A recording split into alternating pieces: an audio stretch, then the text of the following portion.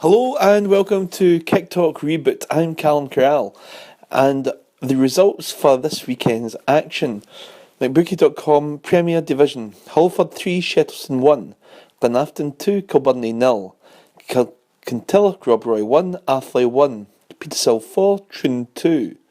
Super League First Division: Winton 2, Shotts 3, Cosyth 2, Blantyre 0. Ayrshire District League: Durrye 1, Govan 4, Oven Vicks 5 and Bank 0. West Scotland Central District First: Lesmahago 3, Dunnypace 0, Johnsborough 2, St Anthony's 1, St Roch's 4, Lackhall 4, Maryhill 1, Rossvale 2, Neilson 4, Vale of Clyde 0, Renfrew 1, Wishaw 1. Central District Second: Gartcairn 0, Benbub 1, Forth 2, East Kilbride 1, Newmains 0, Cambuslang 4, Glasgow Pershore 2, Royal Albert 1. And the Euroscot Central League Cup Round 2, Greenock 1, Lanark United 0, Vale of Leven 1, Cumbernauld 2, Carluke 0, Pollock 3. Ayrshire Weekly Press Cup Round 2, Sulcos Vicks 3, Maybole 2. Ayrshire Weekly Press Cup Round 1, Craigmark 2, Largs 4. Newcoins Holdings West Scotland Cup Quarter Final: Auchinleck 1, Clydebank 1, Auchinleck won 3-0 on penalties. Beath 2, Bellshill 0, Cumnock 1, Kilwinning 1. And I was at Dalmelton in the first round of the Ayrshire Weekly Press Cup, where the score was Craigmark Buntonians 2, Largs 5. Thistle put in a strong showing at the end of this encounter to overcome a plucky effort from Craigmark in the Ayrshire Cup. The Dalmelton side opened the scoring in 3 minutes with a spectacular overhead kick from McCamberley before Alan Frizzell notched an equaliser for the Super League First Division league leaders with a sweeping strike on the angle from the left-hand side, dispatched coolly into the bottom right-hand corner. It was 1-1 at half-time, and a great delivery from the left wing by ex-Beath midfielder John Craig set up Craig Little at the far post. He headed across the face of goal for Pearce, who nodded Largs ahead 2-1 on the L mark. Sub James Marks was to go on to have a big impact in this game. His pacey run down the left-hand side, he fired in a cross, and the ball was ricocheted into the back of the net by a home defender. 3-1 on 70 minutes, but the underdogs were refusing to lie down, and they kept snapping at Thistle's heels, and an angle drive across the face of goal came close, and Ross Lundy, the Largs keeper, had to make a superb stop in the Thistle goal. Craigmark deservedly pulled a goal back, and it had been coming, and it was in 80 minutes from Bryce Reid, and he tucked home at the right hand post after a quick break down the left hand side. But Thistle quickly restored the 2-goal advantage. It was a very cute chipped free kick by Gary Phillips over the wall to Marks, and he lashed the ball home from 10 yards. And then Pearce rounded off the scoring in 91 minutes to seal an away tie with Oven Vicks in the next round. It was certainly an entertaining 90 minutes, particularly the second half, with the goals flying in, and this will be pleased to get in amongst the goals before the big match on Monday at home to Cumnock in the league promotion battle. As for the Dalmelton side, they served the role of the plucky underdog well, making life difficult for Largs in the first half before Thistle's superior fitness and quality eventually shone through. But there's no doubting that Craigmark deserves some credit for their battling style throughout. So the final score at Station Park was Craigmark 2, Largs Thistle 5. And after the game, I spoke to an old friend of Kick Talk, John Redmond, who is the manager of Craigmark. I'm with John Redmond, the Craigmark manager just now. A 5-2 defeat, but it was a plucky performance against the league leaders of the First Division. I thought the boys done very well. I don't think it was a 5-2 result, Callum, at the end of the day, but fair dues to Largs. I thought they finished stronger than we did, and they punished every mistake we made. But we've got a young side down here, and it's a learning curve for us today, and we'll learn a lot from that game. Yeah, great opening goal, overhead kick. Overhead kick, yes. Boy, Paul McCartney just come back from injury. That's his second goal in 2 games since coming back, so it's looking good in that area. Craigmark, we're strong going forward just now, but we're strengthened. Our defence needs strengthened up. Sorry. Yeah, but there was certainly Craigmark certainly had their chances today. I mean, the second goal was coming, and it came at quite a critical time. It did when the couple of goals from Largs, and I thought, don't let's get too far behind or the game front, but we kept going back and we kept the game alive, and only for that foolish goal in the last kick of the ball, with a 4-2 defeat. But I'd like to have seen with a chance at 4-2 to make it 4-3, and I think if we'd have got that goal, it might have made a different game. That's right. And in terms of what's the situation with Craigmark in the league, and in terms of the promotion in the district? Well, myself and Johnny Bailey have only come in the last 4 or 5 weeks taking over, so they're sitting mid-table, so there's no chance of going anywhere this year. But it's a building job we've got here, so we've got a good background there to start with. There's one or two boys who have been through kind of higher leagues in their days and we've got experience, and we've got youth there, so we're looking to bring in more experienced players in the close season. Hopefully we can do something next season. Right, all the best, John. Nice Callum, to see you. thank you Very much. All the best. I'm with Brian Slavin after Largs. This was 5-2 win over Craigmark. It was the scoring line doesn't maybe tell the full story. No, Callum, we were sort of started slow. It's been a bit of a sort of quality of our game over the last couple of weeks. However, we kind of picked it up after losing the first goal and got on top of it.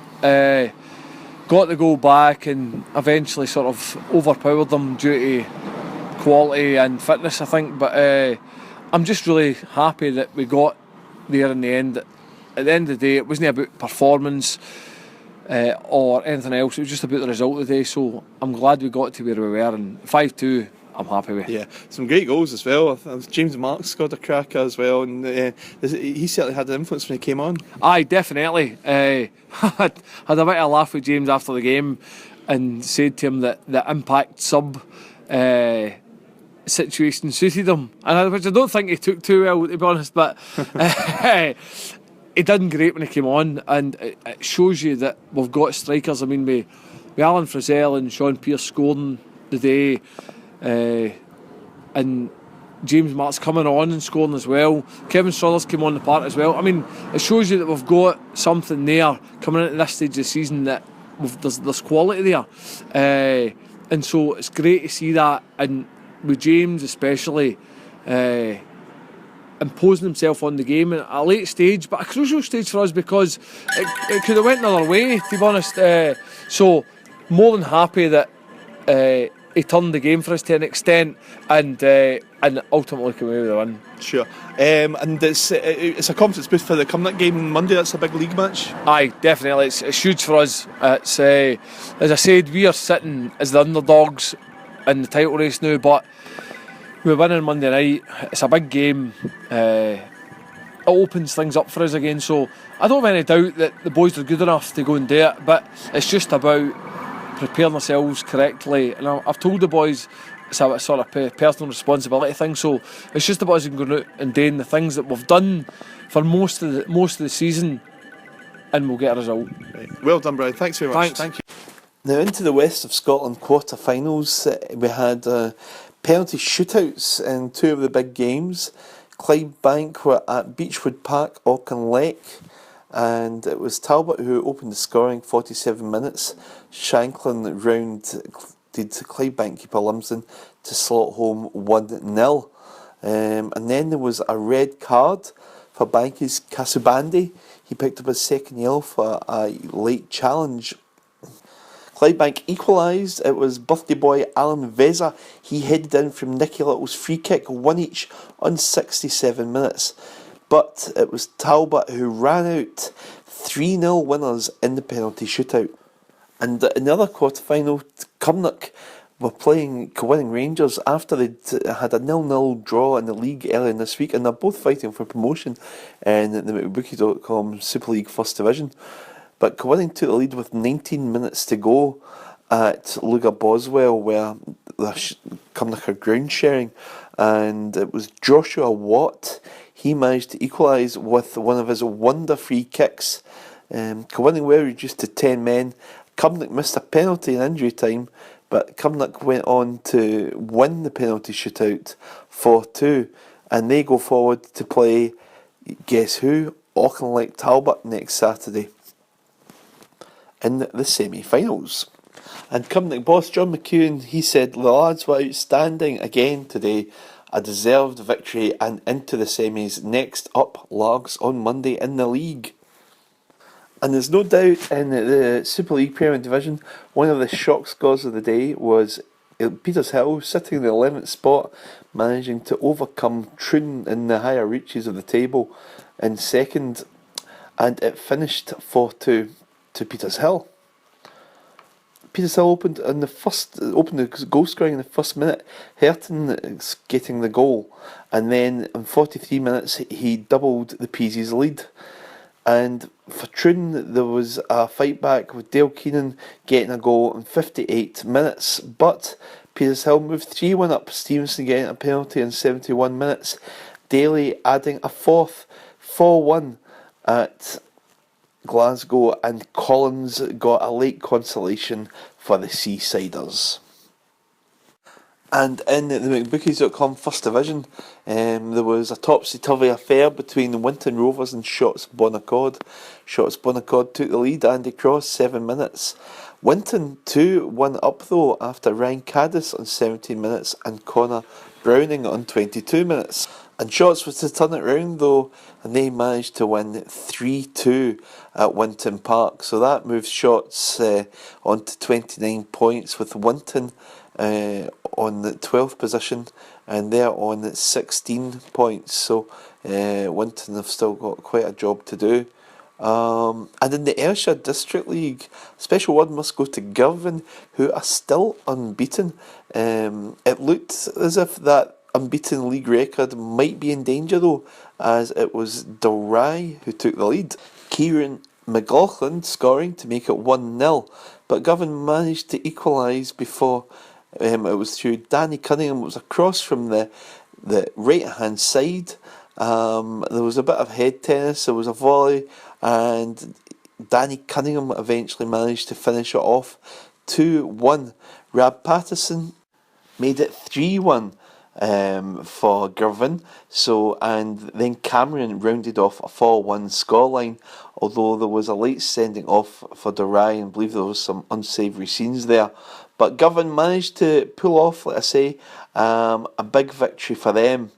And in terms of the Ayrshire District League, what does that actually mean? Well, looking at it, Avonvix are on 51 points after 20 games played.